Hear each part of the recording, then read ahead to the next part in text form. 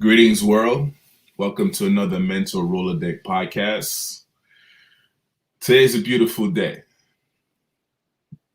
I've been slacking, but it's still a beautiful day.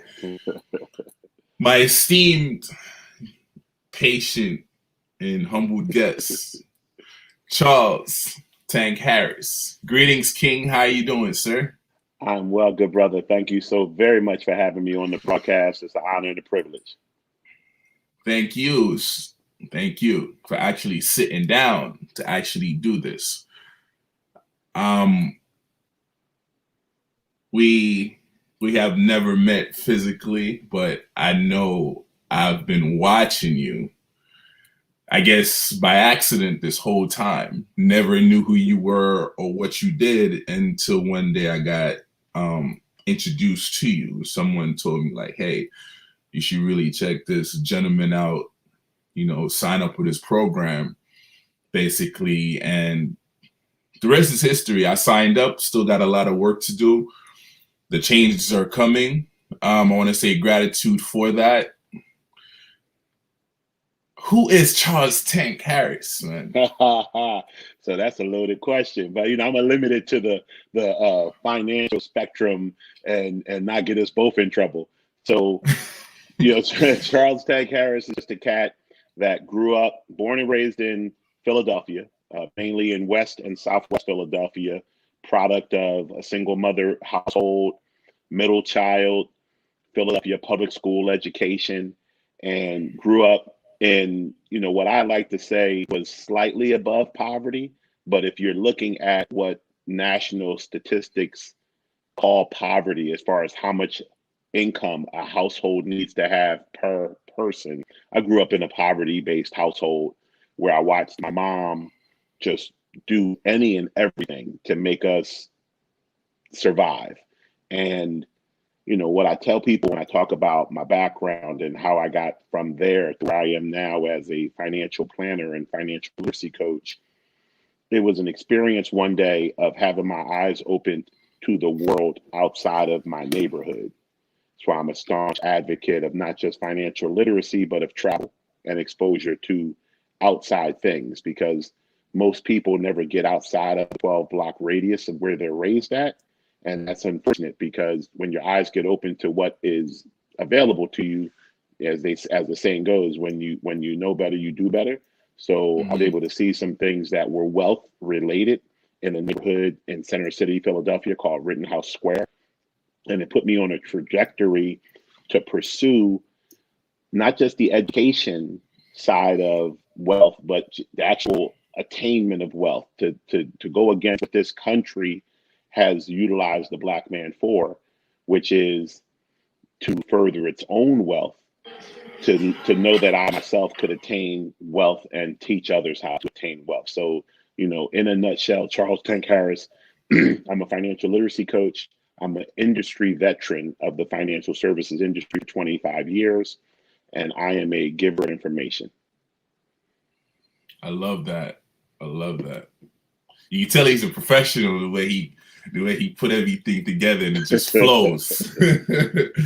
Appreciate that.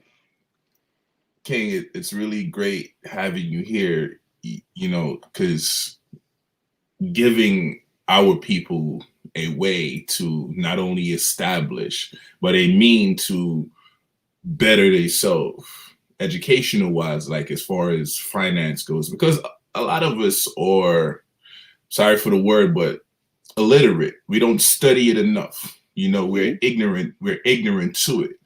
And basically what they do is they aim to keep us from a lot of things, but that's one of the main departments that they keep us from. It's easy to get a car loan, but it's hard to get a business loan unless you know how to maneuver and how to move.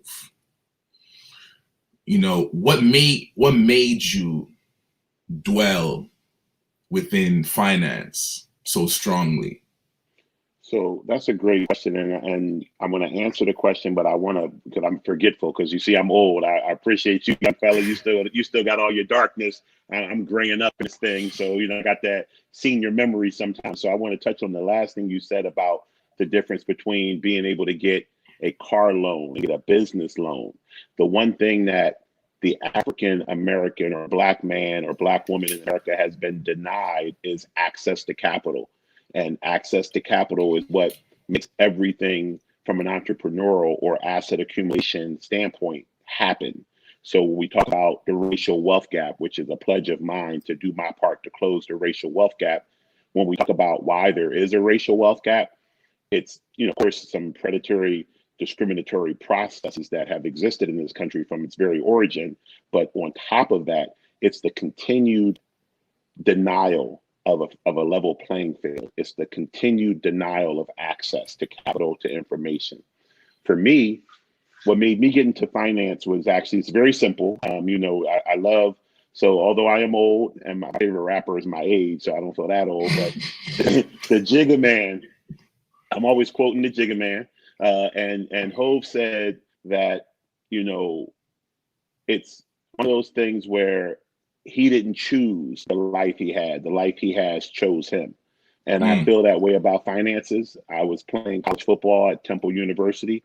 My best friend was my teammate. He went on to the NFL. I did not.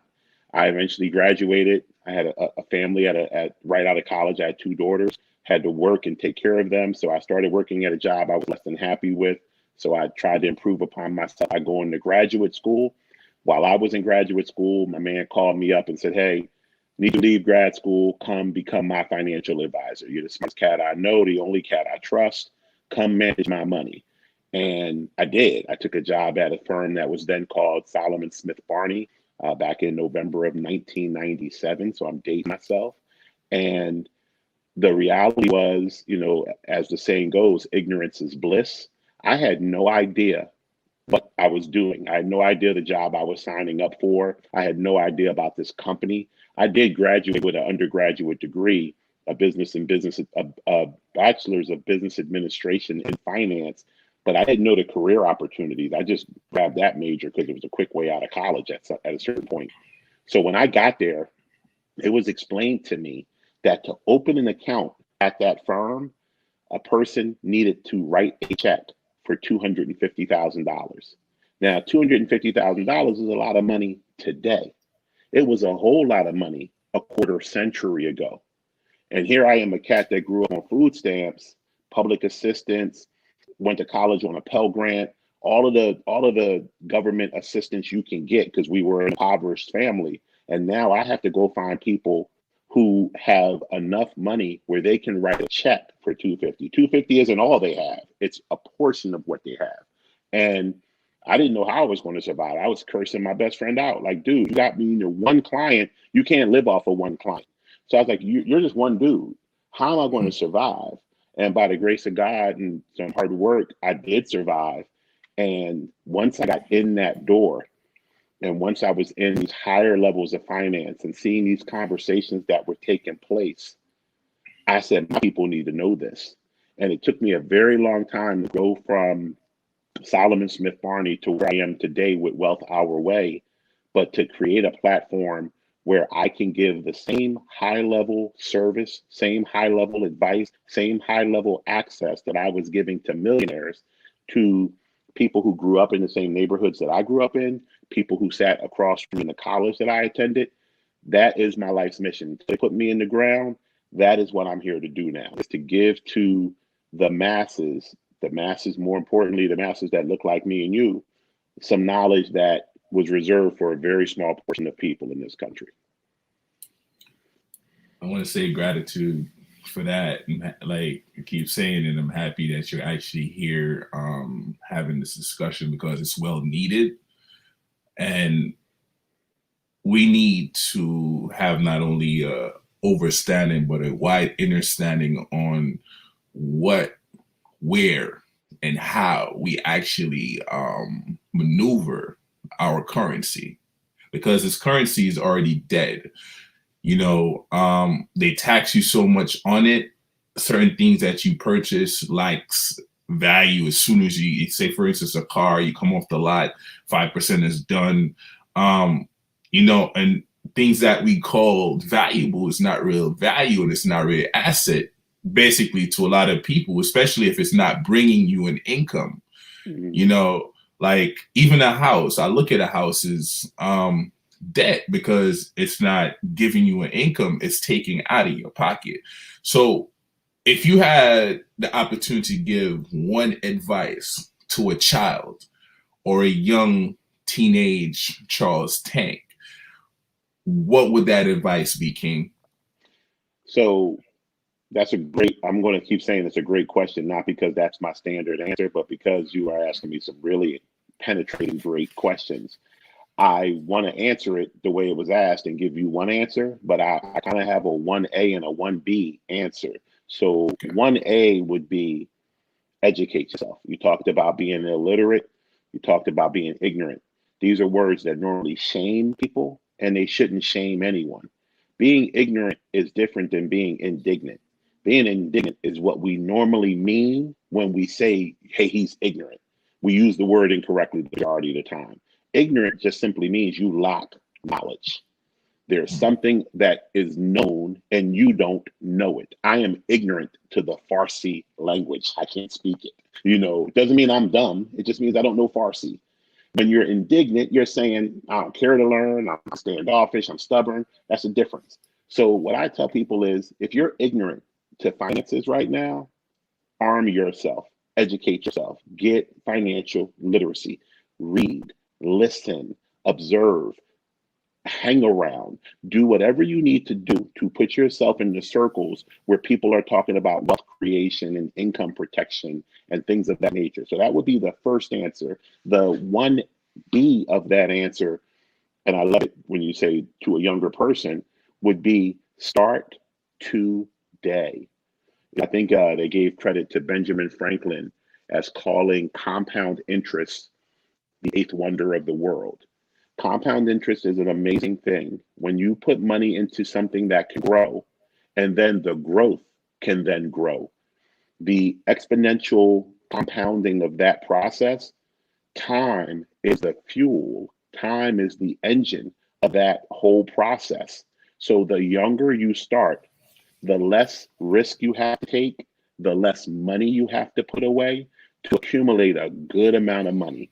The earlier you start. I saw some brothers on a podcast the other day that said if you put $6,000 away when you are, I think they said 14 years of age, if you had a kid that was 14 and you put $6,000 away in a custodial Roth IRA, and I'll explain that for any of the viewers that may not know what it is. An IRA is an acronym for individual retirement account. A Roth IRA is named after the senator who got the bill passed, Roth, which means you can put money into this individual retirement account.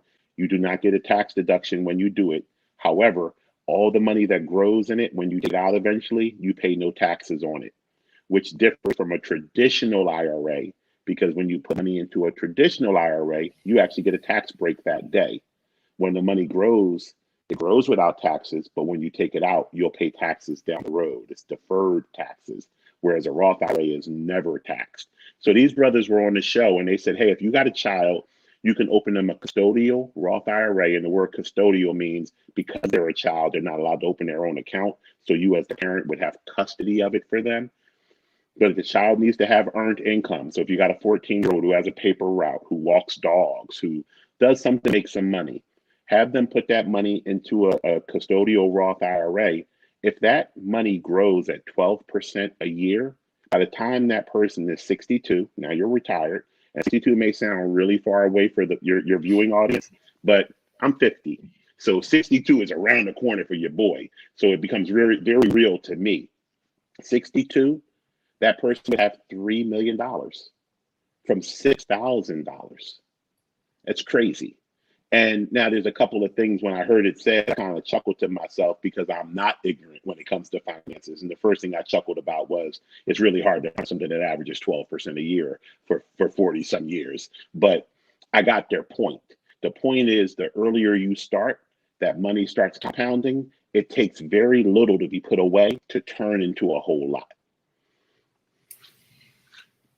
Yeah, because like some of us, like me, I'm stubborn as hell because I look at the ratio what the bank is earning on my investment versus what I'm gaining. So sometimes it's discouraging, to put into these things. But having a savings is a beautiful thing, especially for, you're an adolescent, coming up. I believe in entrepreneurship. And to your point, what you stated earlier, whether he does newspaper or she, do lemonade or walk dogs or whatever, I say this to parents: you can turn your kid into a business, right? Mm-hmm. And pay him for the chores that he does within the household. Get a 1099 form, and you can, retrieve taxes back from it or write certain things underneath that LLC, make the address the house, so on and so forth. So everything within that is a write-off if you structure it correctly. Don't go in and shoot yourself in the foot saying, oh, it's not going to work for me, it's too hard, before you even start. We do that a lot. We say we have a dream, and as soon as we come up with the idea, we already in our head saying the dream is not going to work because of this, and that. And, like the roadblocks, like life ain't meant to be easy. In order for you to be successful, you got to go through some roadblocks. Guess what? Those roadblocks are called experience. It's ways to maneuver. I agree with that completely. And kind of to piggyback on that same thought, when you talk about the things that we talk ourselves out of, I follow, even though I'm a financial professional, I'm a salesperson, but I firmly use that term very, very loosely. I believe every person walking this planet is a salesperson. A stay-at-home mom is a salesperson. She's selling her husband on why he should come home and bring that check and allow her to stay home. Your pastor is a salesperson. The neurologist, salesperson, because there's a bunch of other neurologists who you can go let cut open your head. So the reality is everybody's a salesperson. With that being said, in sales, you have to encourage yourself, because sales can be very lonely. Sales can be very disheartening, because you're talking to 100 people trying to convince them to do what you think is right. And more often than not, statistics bear out that 98% of that 100 people are going to tell you, no, thank you, I'm good. So those are real daunting numbers. And you got to stay motivated when you're dealing with that type of rejection day in and day out. So I hype myself up. I listen to certain sales coaches. I listen to certain motivational material to keep myself focused. But one of the people that I listen to the most, he made a very good point that has stuck with me. He said, before you can go outside and sell anyone on anything, you have to make a sale each day to yourself. You have to make a sale that what you are bringing to the world is of value, and people are worse off if they don't have it. If you put profit first, if the only thing you're worried about is selling your product or service because it's going to make you some money, sales is going to be a very difficult route for you. But if you truly believe what you do adds value and benefits people, and they are worse off without it, even though I'm always going to operate under the moniker of a salesperson, the reality is I don't have to sell anything. I just have to talk to you about what it is that I do and show you the value in it. And you'll come along because you see it. It benefits you. If you're just saying, I don't know, that wants this much money from me and what's in it for me, that's a hard sell. But, I tell people I'm selling freedom. I'm selling an advanced level of living. I'm selling a lifestyle that otherwise you would not ever attain. And is that really a sale, or is that something people sign up for? The only hindrance or negative that I run into is that it's not an overnight thing. You're not going to listen to me on Monday and be wealthy on Friday, as opposed to some other things that are get rich quick, or, things that change your state, like drugs or alcohol. That's not what I do. I'm a journey, but the journey shows great checkpoints along the way, and it gets you to the destination you want to get to. That's powerful right there. Tell us a little about Wealth Our Way. So Wealth Our Way is a platform that I decided to create 2 years ago. Didn't have a name for it. Didn't know exactly what it was going to look like. In my career early on, I worked at two major, what are called wirehouses, or brokerage firms, Smith Barney and then Payne Weber. And while I was there, I accumulated a very large clientele of professional athletes because of my background as a collegiate athlete, as well as just the athletes I had already started working with were referring me to other clients. And I was basically learning that the clientele, although they were making a lot of money because they all came from the same neighborhood I came from, they didn't have the understanding and the financial literacy. They were illiterate when it came to money.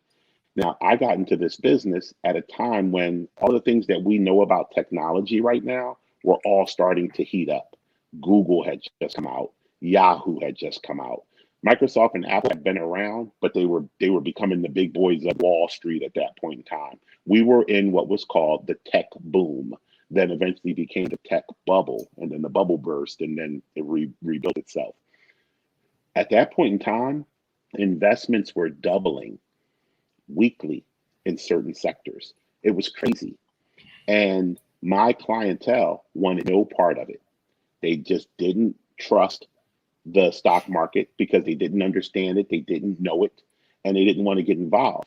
Conversely, unlike today, we had pretty good interest rates in America back in 1998, 1999. So you could put your money in a bank account, in a money market account, and earn 4.5%, 5% interest. Now you can earn half of 1% or a third of 1% if you're lucky. Back then, my clients could sit there $2 million in a money market account and earn $100,000 in a year tax free just by sitting it in a money market account. They didn't have to take any risk. So they were savers and they weren't investors. What I got focused upon was making them feel more comfortable with their money. So I spent much more time talking to them about investments than I did selling them investments. And what they were asking me to do was to help them do things they were more comfortable with. Buy and sell real estate in their old neighborhood, flipping houses, helping their aunt open a nail salon or a hair salon. One of my guys opened a car wash. They wanted to be entrepreneurs. They opened foundations for their family to help give back to their communities. And these were all things that I was assisting on and wasn't earning any money from doing it, but I was earning goodwill. I was earning trust. I was earning a reputation. And one day I got called into my manager's office and he asked me, he's like, hey, look, you got $11 million of client money sitting in the money market account. When are you going to help these guys invest? And I said, my clients have no interest in investing in Bill Gates or Steve Jobs. They don't know those cats. And that's not how the brothers do it. They want to know, they want to invest in what they know. And he said, so what are they doing? I said, well, they're making good money in the money market. They're making good money on the field and on the court. I said, they're also in their communities buying houses. I ran it all down to him. I said, now help them do that. And, it was a white gentleman. He turned stark pink. He's like, what? You're helping them do what? I repeated myself because I didn't know I was doing anything incorrect or wrong. He says, you can't do that. And I said, why can't I do that? He says, because you are a registered, licensed investment advisor on the New York Stock Exchange. You can't tell anybody about anything to make money that's not on the stock exchange. That's not a stock, bond, or mutual fund. You're violating your mother's stewarding it. Yeah, exactly. You're violating your licenses. You're putting yourself at risk. You're putting this firm at risk. He said, what happens if you help a guy buy a house, for $5,000? Tell him that he should put $6,000 in it to repair it. So now he spent 11 grand and he turns around and sells it for 30 grand. But a week later, somebody comes up to him and says, the house you sold for 30, you could have got 50 for it. So even though you made him $19,000 in 4 weeks, he turns around and sues you because he feels as though you led him astray and gave him bad advice.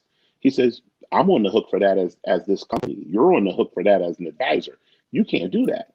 And, it was a great conversation. I think I was 31 years old at the time. And I needed to hear that because my business card said that I was a financial advisor, but I wasn't a financial advisor. I was a financial salesperson. I was there to sell stocks, bonds, and mutual funds, not to give advice that could help people. So with that being said, I made a decision to leave that industry and start working for the athletes as their business manager, as someone who could help them everything that they desire to do. I could also get paid for it because I wasn't really getting paid when you're an investment advisor, you only get paid when your clients buy stocks, bonds, and mutual funds. Mine were resting their money in a bank account, so I wasn't getting any money from those particular clients. So I started a firm called Athletic Business Management in 2001. I ran that firm, standalone shop, until 2005 when I met a guy named Sean G. Sean G is now the head of urban music for Live Nation. At the time, he was running a company in Philadelphia named after himself called the G Financial Group. And he was a business manager for entertainers because Sean's first cousin is Black Thought from the Roots. So he was the Roots business manager. And all of the people who came up through the Roots, Jill Scott, Jaguar Wright, Scott Storch as a producer and a keyboard player, all of these people were his clients. So he had all of these entertainers and musicians. I had all these athletes.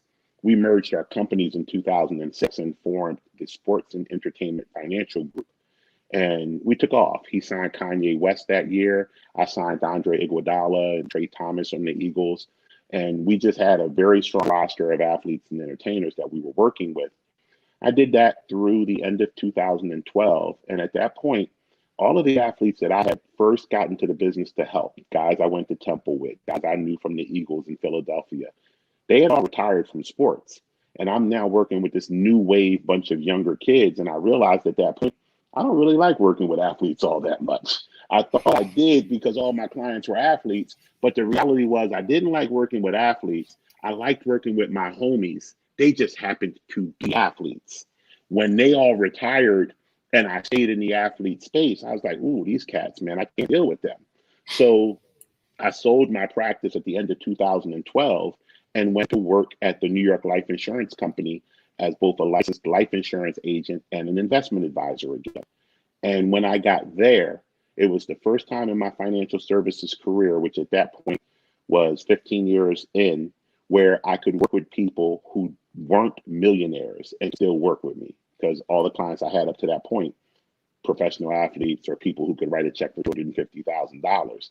At New York Life, we moved on to more of the middle America type of client. You could buy a life insurance policy for 30, 40 bucks a month.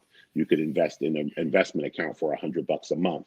And I said, okay, this is cool.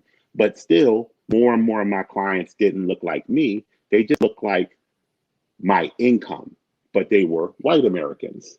So I said, now I have an opportunity to take this across the street, take it back to the hood, and show people where I come from that, hey, there's opportunities out here for $30 a month, $100 a month. You could talk to one of the brightest people in financial services for $100 a month, me. And I started building that platform. The problem for me was, and it's no different, no disrespect to New York Life or other big companies. Those companies are in business to be those companies. Those businesses aren't in business to make Charles T.Harris a household name. Those businesses aren't in business to necessarily make any one client money. They're in business to protect their brand and their logo. So when I wanted to speak in certain environments, like just even doing this podcast, if I was at a firm like that, I wouldn't be here talking to you. The compliance department wouldn't allow it because they don't know what question you're going to ask me that if I answer it incorrectly puts them in trouble. So I realized with social media being the wave of the future, with the internet already being the wave of the present, that if I was going to reach more people, build a brand, make a difference, I needed to have more freedom to do so. So I started making moves to free myself of New York Life and to become a standalone platform. But then I had to make a decision of what do I want to do at that platform? Do I want to just do what I'm doing now, sell mutual funds, sell insurance, sell stocks, sell bonds? Or do I want to really provide advice? Do I want to help people? Because at the end of the day, I have nothing against selling things for a commission. I did it for a very large part of my career, and I'm real proud. I'll stand behind every sale I ever made. But if I come to you, let's talk about finances for a second. I come to you because your car is making a noise, and I'm your man. You driving me to the bus station, and I hear your car making a noise, and I sit there and say, "Yo, this sounds like your catalytic converter, and it sounds like it's going to blow out in 2 weeks, and da da da da da." You're like, "Yo, good looking, Tank. That sounds great." But then if right as you get me to the bus station, I hand you a card that says Tank's Mechanic Shop. Stop by next week. Kind of in your head, you're like, is my catalytic converter really messed up? Or does this dude want me to come to his shop so he can make money selling me a catalytic converter? You start to question the advice because you're concerned with my motive. Was my motive really trying to help you, or was my motive trying to make a sale? So I wanted to start a company where I removed that concern. When I tell people where they should invest, how they should invest, what they should save, how they should improve their credit, all of the things that they should do, I don't turn around and then sell them the thing I advised them on. I just gave them the advice.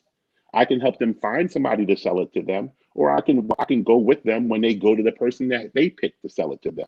I'm an advisor.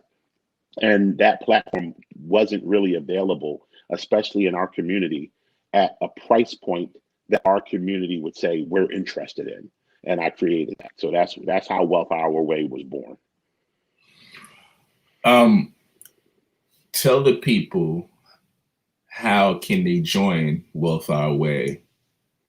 And just, I know you mentioned it a little bit, like a snippet of what they can expect and what does it take to be successful? Because looking at you, I know you're in your comfort state.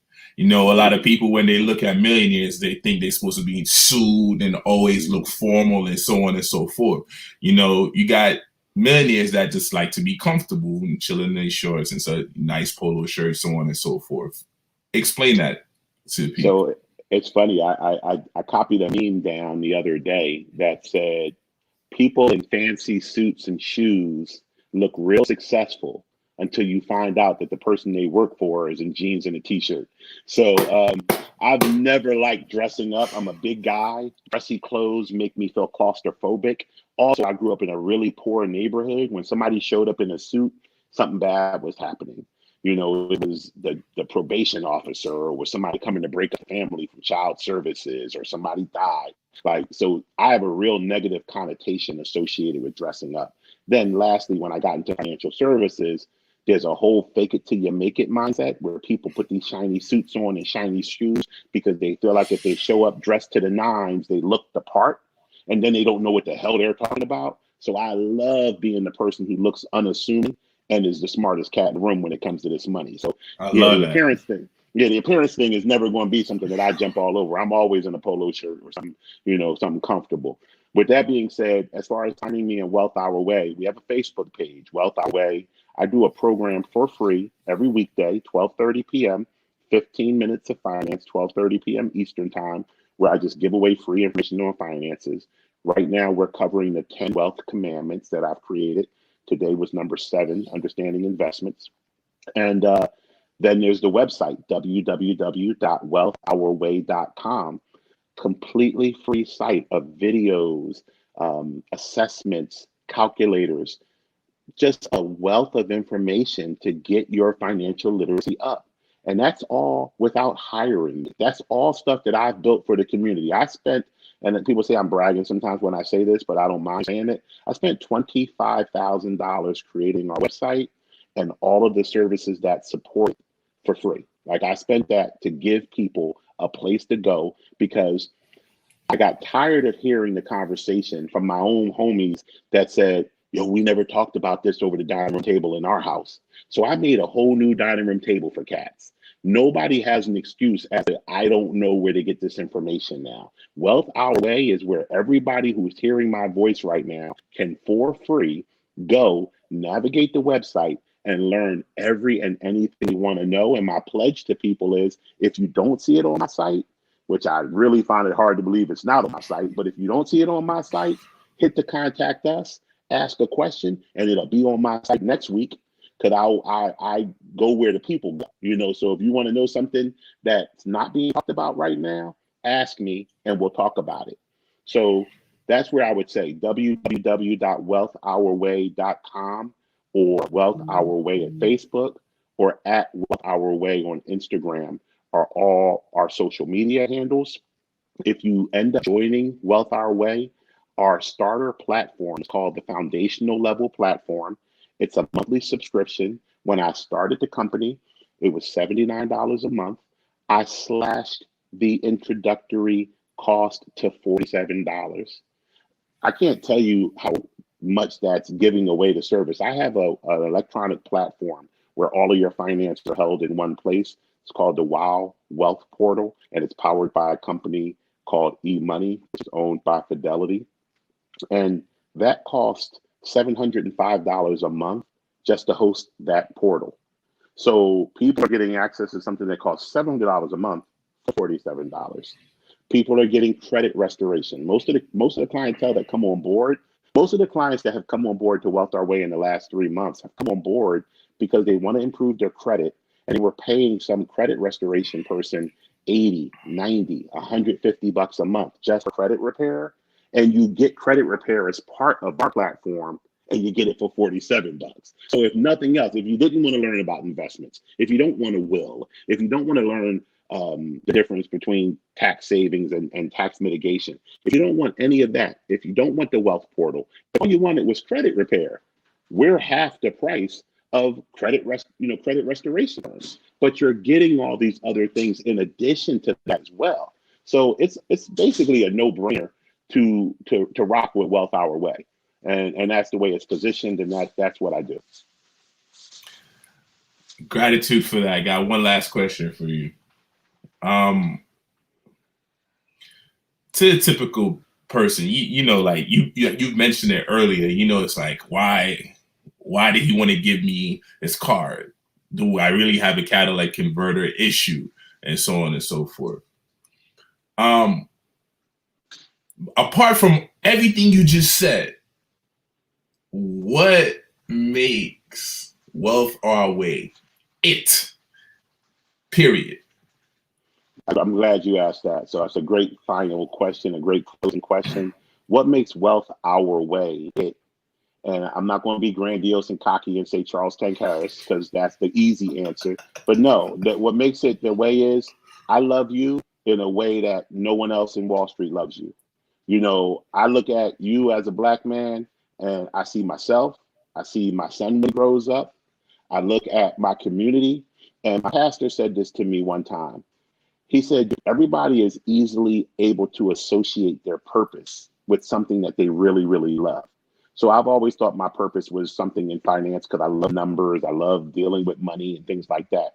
He said, but the other thing that really lets you know when you're on to your purpose is when you're dealing with something that you can't stand as well. And I said, you know what I can't stand? I can't stand people thinking that my people are bums. I can't stand people thinking that my people are poor. I can't stand people thinking that my people are stupid. I can't stand people thinking that my people won't ever succeed. And I really can't stand when my people think that about themselves. I hate it. Even though we're never supposed to use the hate word, I hate it. I hate watching, when I'm back in my old neighborhood in Southwest Philly, watching a kid eat a Snickers bar and throw the trash on the ground because he has no respect for his neighborhood because he thinks he's supposed to live in trash and poverty. I hate that. And I realized that my job is to correct and improve upon that. That's why I'm here. So with Wealth Our Way, you get someone who's going to support and advocate for you when you don't feel like doing it for yourself. And you're not getting that for anybody's company for any amount of money. That's what Wealth Our Way gives you. And there's no middleman. Salute. For those of you that would like to be a part of the platform, if you want to inquire, please send me an inbox request on my Facebook page.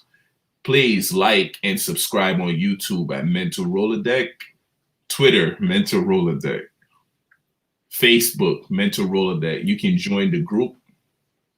I have a few videos of Charles in the group page as well, because like him hating what he hates, I hate that about our people as well, because I have been watching and reading and realize that we are the most powerful sets of people on the planet, and everything you see around you, we created it. It's just been taken, under our noses. And we structure ourselves more so within the illusion and say, hey, I can't do this and I can't do that. I hate that word. Keep in mind, your eyes only see as far as your feet takes you. And if you're self-defeating, you will never know. You would live with that doubt forever. So stand tall, elevation and prosperity. And please go to Apple, Spotify, and your major platforms and follow MEN-talRollADeK. And I say gratitude.